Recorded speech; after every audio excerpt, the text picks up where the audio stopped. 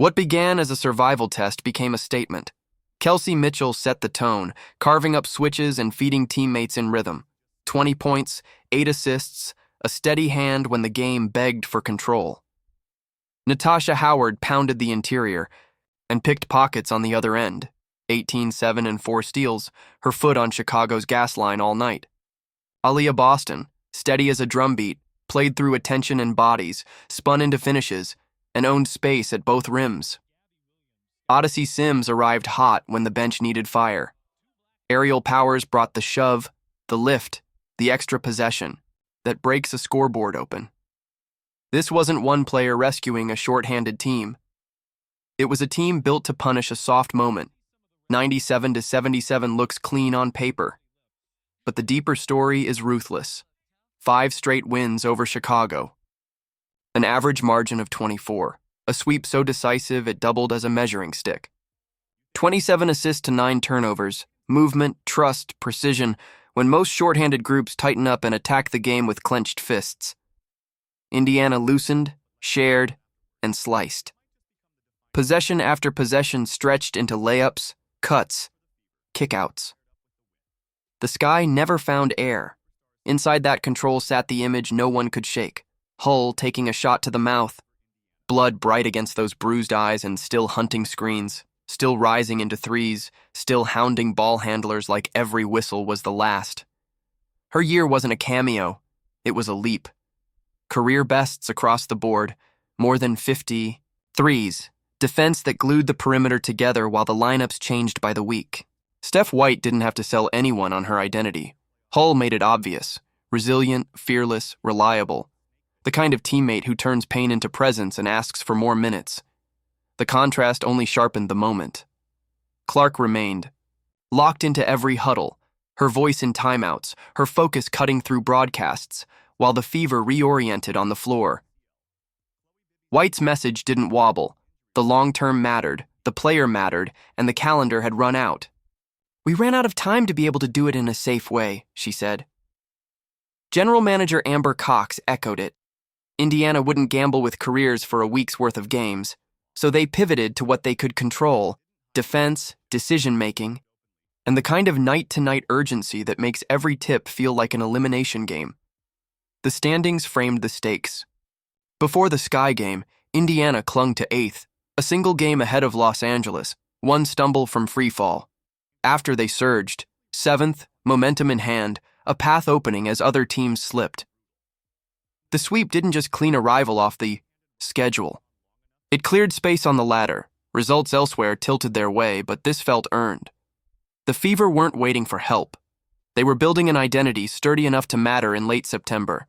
And through it all, Boston's words from earlier in the push echoed. "You never doubt yourself and what you're capable of no matter what happens," she'd said. The locker room had been repeating the same line since midsummer. Next woman up. When injuries erased positions, Indiana built a posture. When rotations thinned, they rediscovered balance. When the spotlight tilted, they spread it. 5 figures in double digits is a box score. Doing it with an entire guard corps taped together is a blueprint. Chicago tried to trap that rhythm. Mitchell slipped it with a bounce to Howard and a kiss off glass. Howard muscled through contact, then sprinted the other way and pried a rebound, loose in midair. Boston spun on Camila Cardoso and banked through the foul. Sims slashed into space and floated home a runner. Powers went behind the back through traffic and finished through contact.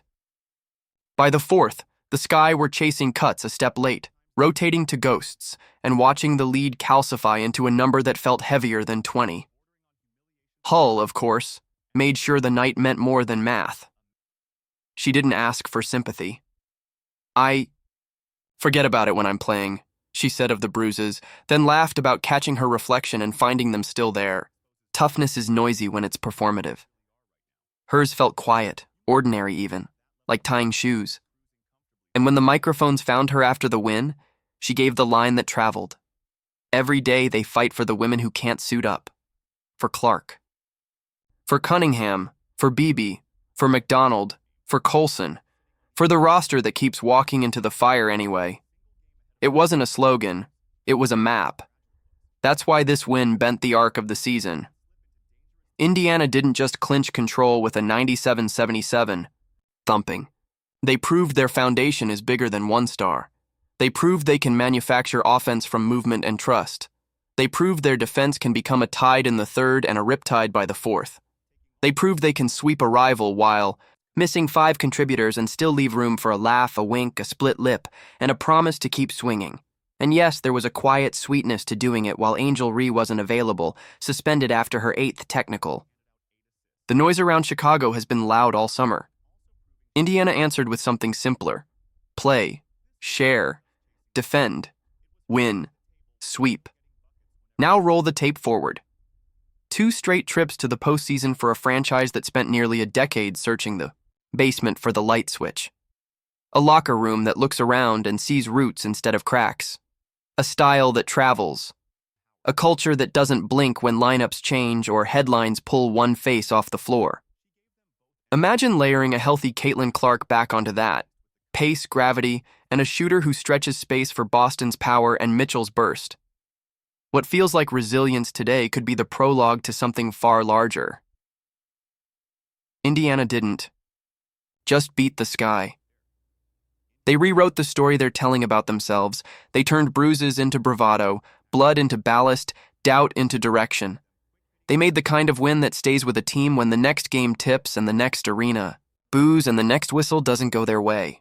And in the middle of it stood Lexie Hull, black-eyed, bloody-lipped, and smiling, the living emblem of a season that refuses to fold. What told you the Fever's identity is real? The 5-game sweep? The 27 assists? Or Hull's battered grin and Boston's steady hand? Where do they land in the bracket? And how far can this version go? Drop your take below, and if you're fired up for the Fever, hit like, subscribe, and turn on notifications so you don't miss the next step in this run.